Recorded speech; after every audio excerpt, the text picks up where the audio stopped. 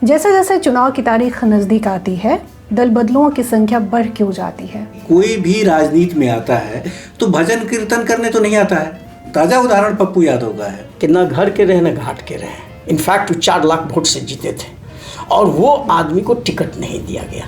चिराग पासवान की पार्टी से भी तो 22 नेता चले गए। वो जानते हैं कि अगर इस बार में असफल हुआ तो फिर मेरे लिए खड़ा होना बहुत मुश्किल है। नमस्कार, जन मीडिया में आप सभी का बहुत बहुत स्वागत है। मैं हूँ प्रीति प्रभा। जैसे जैसे चुनाव की तारीख नज़दीक आती जाती है, वैसे वैसे दल बदलुओं की रफ्तार बढ़ती जाती है, उनकी संख्या बढ़ती जाती है। लेकिन इन दिनों देखा जा रहा है कि भगदड़ सी मच गई है। लगभग सभी पार्टियों में ये हाल है, लेकिन लोजपा रामविलास पासवान यानी चिराग पासवान की पार्टी की बात करें तो 22 नेताओं ने पार्टी को छोड़ दिया है। बीजेपी में भी कुछ ऐसी ही स्थिति है, आरजेडी में भी ऐसी ही स्थिति है। और भी दलों की बात हम करेंगे और इस पर बातचीत करने के लिए हमारे साथ मौजूद है 2 वरिष्ठ पत्रकार, कमलेश जी और प्रणव कुमार चौधरी जी। आप दोनों को नमस्कार। तो हम सबसे पहले तो इसी सवाल के साथ शुरुआत करना चाहेंगे कि जैसे जैसे चुनाव की तारीख नज़दीक आती है, दल बदलुओं की संख्या बढ़ क्यों जाती है? मुझे लगता है कि इसको सीधे दल बदलुओं कहना भी उचित नहीं है। इसका भी संबंध परिवारवाद से जुड़ा है। इसलिए कि आप ये समझ लें कि कोई भी कार्यकर्ता या नेता 5 वर्ष तक काम करता है पार्टी के लिए, और पार्टी के लिए काम करता है तो जाहिर सी बात है, हर कार्यकर्ता, हर नेता की इच्छा होती है कि चुनाव लड़े, और लोग अपने लिए क्षेत्र का भी बना के उसमें काम करते हैं और इसके लिए पार्टी में जाते हैं, पार्टी में रहते हैं। और लेकिन जब चुनाव का वक्त आता है तो पता चलता है कि उन्हें टिकट ही नहीं मिला, कोई बाहर से आके चुनाव लड़ रहा है। तो ऐसी स्थिति में वे लोग अपने लिए नया रास्ता चुनते हैं। आप इसको आयाराम गयाराम भी कहते हैं, दल बदलू भी कहते हैं, लेकिन मुझे लगता है कि ये जो स्वाभाविक प्रक्रिया है, अगर जिस उद्देश्य की पूर्ति के लिए वे राजनीति में आए हैं, अगर वो पूरा नहीं होता है तो वो जगह छोड़ेंगे, दल छोड़ेंगे। यानी राजनीति महत्वाकांक्षा जिनके भीतर है वो पार्टी बदलते हैं। बिल्कुल। आप देखिए, अभी ताज़ा उदाहरण पप्पू यादव का है। पप्पू यादव की अपनी पार्टी थी और उसका उन्होंने विलय किया कांग्रेस में। तो विलय इसलिए किया क्योंकि पूर्णिया से चुनाव लड़ना चाहते थे, और जब कांग्रेस के हिस्से में वो सीट नहीं आई तो अब वो निर्दलीय लड़ रहे हैं। तो एक तरह से आप उनको दल बदलू कह सकती हैं, लेकिन या ये कह सकती हैं कि उन्होंने अपने दल का पाला बदल लिया। लेकिन वो कह रहे हैं कि लेकिन वो अपने दल में भी नहीं रह पाए, कांग्रेस में भी नहीं रह पाए। हाँ, हालांकि वो कह रहे हैं कि उनको राहुल गांधी और प्रियंका गांधी का आशीर्वाद प्राप्त है। लेकिन यहाँ तो कांग्रेस के नेता जो हैं वो कह रहे हैं नहीं हो सकता है, क्योंकि वो निर्दलीय खड़ा होना पड़ेगा। इसलिए कि पप्पू यादव का तो एक परिवार से कोई रिश्ता नहीं है। आपने कहा कि परिवार से ज़्यादा ये हुआ है, लेकिन है नहीं ऐसा। दूसरी बात ये है कि न घर के रहे न घाट के रहे। एक तो मर्ज कर लिया अपने पुत्र के साथ, उन्होंने मर्ज किया अभी हाल फिलहाल में दिल्ली में। दूसरी बात, अगर प्रियंका जी ने और राहुल जी ने उनको एश्योर किया है तो ये कहा होगा कि भाई आप लड़िए, हम छोड़ दे। ऐसा तो हो नहीं सकता है, क्योंकि ऑलरेडी क्योंकि बिहार कांग्रेस के जो प्रदेश अध्यक्ष हैं उन्होंने तो साफ साफ कहा है कि हमने उनको ये इजाजत नहीं दी है, पार्टी उनके साथ नहीं है। शकील अहमद खान जो सीएलपी लीडर हैं, उन्होंने क्लियर कहा है कि गठबंधन से हमारी ये हुई है ना, हम किसी इंडिविजुअल की बात नहीं कर रहे हैं। उन्होंने गठबंधन कहा कि वो गठबंधन में जो है राजद को गया है, तो राजद को पूर्णिया सीट गया है तो कोई चांस नहीं। अब किस पर राजद खड़ा करता है, दैट इज़ हिज लुकआउट। तो वो क्लियर किया। दूसरी बात जो है, ये आयाराम गयाराम इसलिए भी ज़रूरी नहीं है कि सवाल ये है कि एक एग्जाम्पल देते हैं मुजफ्फरपुर का, हम जिसका नाम है जय निषाद, जो जिनके पिताजी 5 बार वहाँ के एमपी रहे हैं, कैप्टन जय नारायण निषाद, जो राजद से ये होते थे, जदयू से होते, जनता दल से होते थे। उन्हीं का लड़का दूसरा बार सिटिंग है। इसमें कोई परिवारवाद नहीं है। उनका मार्जिन बहुत ज़्यादा था। इनफैक्ट 4 लाख वोट से जीते थे और वो आदमी को टिकट नहीं दिया गया। ये भी तो एक परिवार के लिए बहुत बड़ी बात है, जो कि बीजेपी को एक कैंडिडेट को लॉस करना पड़ा और वो आदमी कांग्रेस ज्वाइन कर लिए। हो सकता है कि मुजफ्फरपुर से कल या परसों अनाउंसमेंट हो जाए कि मुजफ्फरपुर से कांग्रेस के जो ये हम कैंडिडेट हैं वो अजय निषाद होंगे। उसी तरह सासाराम में इन्होंने दूसरे को दे दिया क्योंकि मीरा कुमार नहीं हो रही थी। अब वहाँ का जो सीटिंग था पहले का, या पहले जो लड़ते थे, जो कि चांसेस था उसी को मिले, इसको नहीं मिला और वो भी अब कांग्रेस में लगा। तो इस तरह के भाग दौड़ और आना जाना लगा रहता है। अभी हाल में अभी सुना होगा आज ही कल में सब लोग कि एक कांग्रेस के स्टेट प्रेसिडेंट हुआ करते थे और पटना यूनिवर्सिटी स्टूडेंट यूनियन के अध्यक्ष हुआ करते थे अनिल शर्मा। उन्होंने 3 दिन पहले अनाउंस किया कि हम छोड़ रहे हैं और पार्टी को शिकायत की, जबकि वो पुराने आदमी हैं, आज से नहीं 30, 35, 40 साल से वो कांग्रेस में थे, वो भी ज्वाइन कर रहे हैं भाजपा। उसी तरह नेक्स्ट अभी आज के तारीख में 5 बड़े नेताओं ने कांग्रेस को छोड़कर, गौरव वल्लभ जो कि स्पोक्समैन हैं वो छोड़े हैं, और वो एक फाइनेंस के प्रोफेसर रहे हैं, बहुत नामी आदमी रहे हैं, उनका चीफ स्पोक्समैन रहे हैं। उसी तरह संजय निरुपम भी छोड़ने का घोषणा किया, आज ही उन्होंने प्रेस कॉन्फ्रेंस किया है और कांग्रेस किया। इस तरह का सिचुएशन ये है कि एक बॉक्सर विजेंद्र सिंह भी है, विजेंद्र सिंह बॉक्सर जो ओलंपिक के ब्रॉन्ज मेडल जीते हैं। तो कहने का मतलब ये है कि ये चीज़ लग रहा है कि कांग्रेस में अब वो चीज़ें नहीं रही, एक कोठरी बन गया। उन्होंने कहा भी संजय निरुपम कि 5 आदमी का कोठरी है, 5 आदमी का अपना अपना है, सोनिया जी का अलग है, राहुल जी, ये उन्होंने लाइव टेलीकास्ट में कहा है प्रेस कॉन्फ्रेंस में। एक केसी वेणुगोपाल का है और एक प्रियंका जी का है, ये चारों का कोठरी है। कांग्रेस के एक नेता ने तो ये भी कहा कि मुझे सपना आया, मैंने देखा कि मैं गलत जगह पे हूं। एग्जैक्टली, वो विजेंद्र सिंह ने कहा जो कि बॉक्सर हुआ, सुबह उठा तो देखा कि मैं गलत जगह पर हूँ। तो मैं सही, ये चीज़ दिखलाता है कि कांग्रेस का स्ट्रक्चर कितना वीक होता जा रहा है।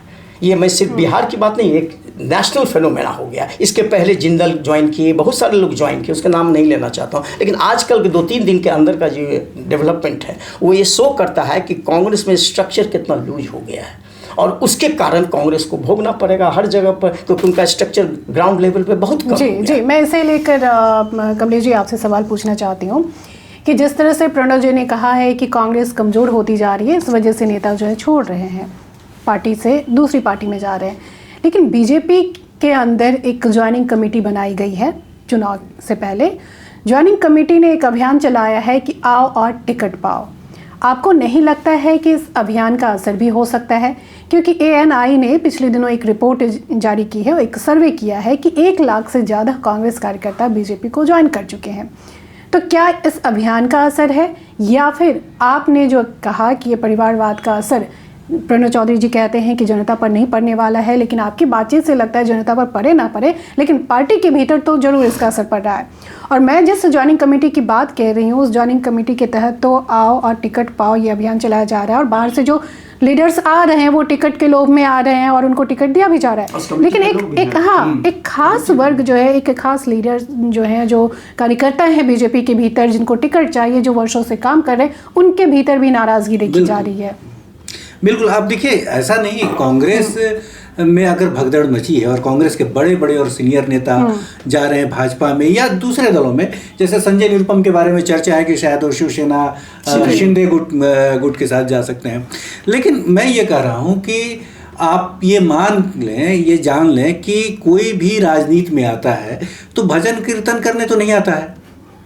जाहिर है उसका एक उद्देश्य है, उसकी एक इच्छा है कि वो एक राजनीति करे, चुनाव लड़े, विधायक बने, सांसद बने, और पूरे 5 साल तक लोग मेहनत करते हैं। कांग्रेस की हालत ये हो गई है कि चूंकि कांग्रेस में सबसे ज़्यादा इसलिए दिखाई पड़ता है कि कांग्रेस के बड़े बड़े नेता छोड़ रहे हैं, तो इसलिए छोड़ रहे हैं क्योंकि कांग्रेस के साथ कांग्रेस का जनाधार या बेस बिहार और उत्तर प्रदेश जैसे राज्यों में ज़्यादा था, लेकिन यहाँ उसके पास सीट ही नहीं है। वो लोगों को चुनाव लड़ने के लिए टिकट भी कहाँ से दे सकती है कांग्रेस, क्योंकि उसे सीट ही नहीं मिल रही है। अब सीट मिल भी रही है तो उसके पास कैंडिडेट नहीं है, बिल्कुल, बाकी दूसरे जगह से लाते हैं कैंडिडेट। हाँ, तो दूसरे जगह से लाते हैं, लेकिन जो कार्यकर्ता, बीजेपी भी तो यही कर रही है ना, बीजेपी के पास तो सीट है, बीजेपी क्यों ये कर रही है, बाहर से लाके लोगों को सीटें दे रही हैं? इसीलिए तो बीजेपी में, तो आप कैसे कह सकते हैं कि कांग्रेस कमजोर हो गई, इस वजह से लोग भाग रहे हैं? कांग्रेस के पास सीट नहीं है ना। कांग्रेस के साथ दिक्कत यह है कि कांग्रेस अब अकेले चल ही नहीं पा रही है। कांग्रेस को क्षेत्रीय दलों की बैसाखी के सहारे चलना पड़ता है, और क्षेत्रीय दल जो है उसका पूरा फायदा उठा रहे हैं, और कांग्रेस को अपनी मर्जी पर वो चला रहे हैं। वो एक तरह से आप देख लीजिए, बिहार में राजद के राष्ट्रीय अध्यक्ष लालू प्रसाद एक तरह से डिक्टेट करते हैं कांग्रेस को। तो जहां ये स्थिति, इसीलिए कांग्रेस में देखिए, लेकिन भगदड़ तो भाजपा में भी भगदड़ मच रही है। जैसा प्रणव जी ने भी कहा अजय निषाद के बारे में कि अजय निषाद छोड़ के कांग्रेस में चले गए। इसी तरह से झारखंड के अच्छे नेता हैं गिरिनाथ जी, वो भाजपा छोड़ के राजद में चले आए। तो जिन लोगों को भी लगता है कि हमारी इच्छा पूरी नहीं हो सकती इस दल में रहने से, वो भागेंगे। तो मुझे लगता है कि देखिए, जब तक पार्टी कैडर बेस्ड होती है, एक अनुशासन होता है, तब तक तो पार्टी दिखाई पड़ती है। जैसे आप देखिएगा कम्युनिस्ट पार्टियों में, चाहे वो कोई भी कम्युनिस्ट पार्टी हो, चाहे सीपीआई हो, सीपीएम, मतलब अगर कन्हैया उन्हैया कुमार का उदाहरण छोड़ दिया जाए तो ऐसी भगदड़ कम्युनिस्ट पार्टियों में आप नहीं देखेंगे। तो इसलिए कि वहाँ कैडर बेस्ड है और अनुशासन है, आपको पालन करना है, जो पार्टी ने फैसला लिया उसको लागू करना है। लेकिन इन पार्टियों में तो वो बात नहीं है। इन पार्टियों में है कि जो भी आदमी पार्टी में आ रहा है वो एक खास उद्देश्य, अपने खास स्वार्थ के लिए आ रहा है। जी, आप कांग्रेस और बीजेपी की बात तो कर रहे हैं, मैं प्रणव जी आपसे जानना चाहूँगी, चिराग पासवान की पार्टी से भी तो 22 नेता चले गए, इसलिए कोई छोड़ दिया पार्टी। हाँ, वो लोग शुरू से जुड़े हुए थे। सबसे आश्चर्य की बात ये है, बड़े दुर्भाग्यपूर्ण स्थिति है, उन लोगों में सब बड़े बड़े महत्वपूर्ण लीडर, ऐसा नहीं कि कोई ग्रास रूट लेवल का वो नया ज्वाइन किया हो। इसमें एक रेणु कुशवाहा है जो नीतीश के कैबिनेट में मंत्री थी और वो खगड़िया से काफ़ी है। ये लोग सब मिलके कल एक मीटिंग किए और उन्होंने ऐसी ऐसी बातें कही चिराग पासवान के बारे में, जिसका कि रिबटल भी आया चिराग पासवान के। उन्होंने कहा कि बहुत सारा है, पैसा लाओ टिकट पाओ। अब ये आलोचना लगा है चिराग पासवान पर, क्योंकि 5 तो उन्होंने कहा कि 5 सीटें हैं, 50 को कहाँ से ले सकते हैं। लेकिन ये आरोप क्यों लग रहा है कि भाई पैसा लिए हैं, क्योंकि वो लोग काडर नहीं हैं, उन लोग को बाहर से बोरो किया गया है। 2 केस उन्होंने खास करके 3 केस बताया। एक तो बताया सांभेवी चौधरी का जो कि समस्तीपुर से है, दूसरा खगड़िया से है जो कि व्यापारी है और भागलपुर के हैं और खगड़िया से लड़ रहे हैं। तो बेसिकली उनका था। उसके बाद उन्होंने कहा उस मीटिंग में कि मैं इस सब क्षेत्र जाऊंगा और वहाँ जाकर इसमें कहूँगा। तो उन्होंने रिबटल किया कि भाई ये लोग ऐसे ही करते हैं, ये धीरे धीरे ठीक हो जाएगी। लेकिन जो आप लगा रहे हैं चार्जेस लालू जी पर या बाकी पार्टियों पर, परिवारवाद का आरोप जो लग रहा है, वो तो आप पर फिर दिक्कत हो गई। और 22 आना मतलब बहुत बड़ी बात है ना। कमलेश जी कुछ कहना चाहते हैं? मैं ये कह रहा था कि अगर लोजपा में भी जो टूट हुई है, जो 22 लोग टूट के निकले हैं, वो इसीलिए निकले हैं क्योंकि उनको लगा कि अब उनके लिए वहाँ कोई भविष्य नहीं है। अब रेणु कुशवाहा एक मजबूत नेता है और ये उम्मीद की जा रही थी कि खगड़िया से चुनाव लड़ेंगी, या फिर समस्तीपुर से भी कई लोग दावेदार थे वहाँ। लेकिन पता चला कि समस्तीपुर से एक ऐसे उम्मीदवार को टिकट दे दिया गया जो पार्टी में उतना एक्टिव नहीं था। पार्टी है ही नहीं, हाँ, फर्स्ट टाइम। बिल्कुल। तो जब उन्होंने देखा कि हमारा कोई भविष्य नहीं है तो फिर क्यों रहे यहाँ।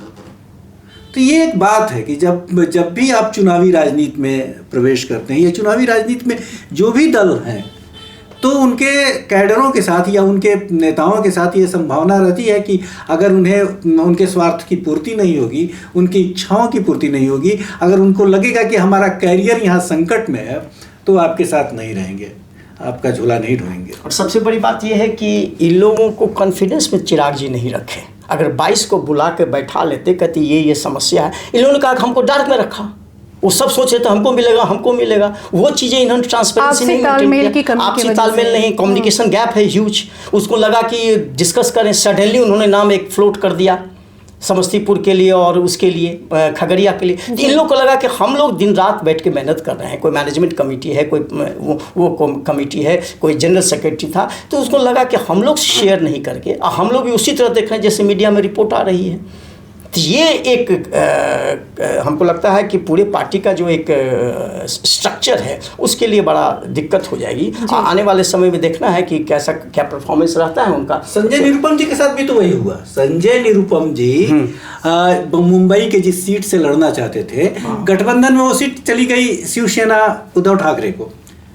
तो और वहाँ जिस शिवसेना उद्धव ठाकरे ने जिस नेता को टिकट दिया, वहाँ से संजय निरुपम जी लड़ते थे और जिस व्यक्ति को टिकट मिला उस पर एक घोटाले का आरोप है, ह्यूज खिचड़ी घोटाले का आरोप है, खिचड़ी घोटाला। तो उन्होंने कहा कि भाई ये तो गलत बात है। तो संजय निरुपम जानते हैं कि अगर वो उस सीट से शिवसेना का कैंडिडेट जीत जाता है तो आने वाले भविष्य में उनको चुनाव लड़ने की कोई संभावना वहाँ नहीं बचेगी उनके। अब मजे की बात यह है कि जब शिवसेना के कैंडिडेट से, शिवसेना के उम्मीदवार से जब पूछा गया कि संजय निरुपम जी आपके बारे में ऐसा कह रहे हैं, तो शिवसेना के उस उम्मीदवार ने कहा कि कौन संजय निरुपम, मैं नहीं जानता कि संजय निरुपम को। आप कमाल देखिए कि जो आदमी शिवसेना के मुखपत्र सामना का 10 साल तक संपादक रहा, उसके बारे में शिवसेना का उम्मीदवार कह रहा है कि कौन संजय निरुपम, मैं किसी संजय निरुपम को नहीं जानता। तो यह संकट है। उन्होंने ये भी कहा संजय निरुपम ने कि 6 सीट थी कि 8 सीट थी, सब दे दिया, एक कांग्रेस को रखा। इसका मतलब चाहती है कि महाराष्ट्र में हम कांग्रेस को सीट ही नहीं मिले। एक सीट के लिए जहां उसके 6 सीट का था वो सब सीट उनको ये कर दिया गया। ये भी आश्चर्य है कि अपना जनाधार खो रही है धीरे धीरे कांग्रेस महाराष्ट्र में, खास करके बॉम्बे के इलाके में, अर्बन क्षेत्र में। बिहार में भी बिहार में मैं बिहार के सवाल पे लौटती हूँ। बिहार के मैं थोड़ा सा अलग सवाल ये पूछना चाहती हूँ, भगदड़ से अलग। जिस तरह से, और ये मेरा आखिरी सवाल है, जिस तरह से विधानसभा चुनाव में चिराग पासवान के ऊपर नीतीश कुमार ने आरोप लगाया कि उन्होंने उनके साथ विश्वासघात किया और उन्होंने ज़बरदस्त नुकसान पहुंचाया है, क्या लोकसभा चुनाव में भी ऐसा दिख रहा है कि चिराग पासवान नीतीश कुमार को नुकसान पहुंचाने वाले हैं, या इस तरह की स्थिति बनती हुई दिख रही है? हमको नहीं लगता है, इस बार नहीं लगता है चांस। अगर होता तो वो पहले हो जाता। ऑलरेडी जाके पहले चरण छू चुके हैं चिराग पासवान नीतीश जी माफी मांग चुके हैं, और चाचा भतीजा हो गए अब वो। अच्छा। पहले चाचा भतीजा थे वो तेजस्वी और नीतीश कुमार, अब चाचा भतीजा का रोल बदल गया है। एक फिल्म में नहीं होता चाचा, तो विधानसभा चुनाव में भी तो चाचा भतीजा ही थे। फिल्म में नहीं था तुम भाई चाचा मैं भतीजा, एक फिल्म का गाना भी था। तो वही हाल हो गया है कि भतीजा बदल गया, चाचा वही है। चाचा अब ये हो गया कि चाचा मेरे ये हैं, माननीय हो गए, सम्मानीय हो गए, एट्सेट्रा एट्सेट्रा, क्योंकि उनके पास कोई उपाय नहीं था। उनके पास इसलिए उपाय नहीं थे कि लास्ट तक उनको पता ही नहीं था कि उनको 5 सीट मिलेगा। उनको लगा कि एक भी सीट नहीं मिलेगा। अब वो बन गया तो वो चाहते थे कि अगर हम 5 जीतना है तो नीतीश जी का हमको साथ रखना पड़ेगा। तो वो डायनेमिक्स इस बड़े पिक्चर में नहीं आएगा, छोटा पिक्चर में, इसलिए कि असेंबली का इलेक्शन है। इसमें है कि 5 है आपका, 5 में डिफाइंड है। और आज का जो मोदी जी का जो वहाँ विजिट था वो थोड़ा सा उसको मजबूत कर दिया है उसको। तो इसलिए नीतीश कुमार भी इस चीज़ को समझ रहे हैं और वहाँ से देख रहा है चाचा भतीजा का सिस्टम बदल गया है, रोल उल्टा हो गया है, भतीजा बदल रहा है। फिर हो सकता है आने वाले समय में भतीजा कमलेश जी कुछ कहना चाहिए। मैं ये कह रहा हूँ कि ये ऐसा इसलिए भी, मतलब प्रणव जी की बात को विस्तार देना चाहूँगा। मैं ये कह रहा था कि ऐसा इसलिए भी होगा क्योंकि ये चुनाव चिराग पासवान के लिए जीवन और मरण का प्रश्न है। अगर इस चुनाव में वो अच्छा नहीं करते हैं तो फिर मुझे नहीं लगता है कि आने वाले अगले चुनाव में उनके लिए कोई बहुत संभावना बचती है। तो इस चुनाव में बेहतर करने के लिए जो भी काम करना पड़े, जो भी कदम उठाना पड़े, जिसके भी आगे जाके बैठना पड़े, वो करेंगे, क्योंकि ये वो जानते हैं कि अगर इस बार में असफल हुआ तो फिर मेरे लिए खड़ा होना बहुत मुश्किल है। जी, और उनका प्रॉपर्टी है नहीं, उनके बाबूजी का लिगेसी बहुत ज़्यादा है फादर का, इसलिए हाजीपुर चुना उन्होंने। और दूसरी बात यह है कि फैमिली से अलग उनका अपना कंट्रीब्यूशन, अभी जो पिछले कुछ महीनों में उनका जो भीड़ देखा गया है, जो रिस्पांस देखा गया, वो थोड़ा इनकरेजिंग लगता है। लेकिन कितना वो ट्रांसफ़र हो सकता है वोट में, ये माले का भी देखोगे बहुत ज़्यादा भीड़ होता है, लेकिन वोट में वो ट्रांसलेट नहीं हो पाता है। तो एक अलग डायनेमिक्स है क्राउड का पॉलिटिक्स अलग है। हम क्राउड जुटाएंगे, लेकिन वो ट्रांसलेट अगर क्राउड हो जाए उसमें वोट में कन्वर्ट नहीं हो पाता, वो नहीं हो पाता है। इसलिए वो चाहेंगे कि इस बार तो फिनिश हो जाएंगे। ऐसे भी मान लिया अगर नहीं हुआ, अब भाजपा भी उसको डंप करेगी, तब उनके पास कोई उपाय नहीं, उनके पास कोई ऐसा रोल मॉडल नहीं। फादर का कितना नाम लिए, आज भी फादर का नाम लिए वो कि मेरे रामविलास जी थे तो ऐसे थे वैसे थे बोले वो, लेकिन ये ज़्यादा दिन नहीं चलने वाला। ये कैश क्रॉप नहीं है कि हर बार फसल काटिए, एक बार फसल काट लिए हो गया। अब पिताजी के बाद अपना वर्थ प्रूफ करना पड़ेगा इनको। अपना जब तक वर्थ प्रूफ नहीं करेंगे तो पॉलिटिक्स में फिर दिक्कत हो जाएगी। जी, तो इतनी अच्छी बातचीत करने के लिए आप दोनों का बहुत बहुत धन्यवाद।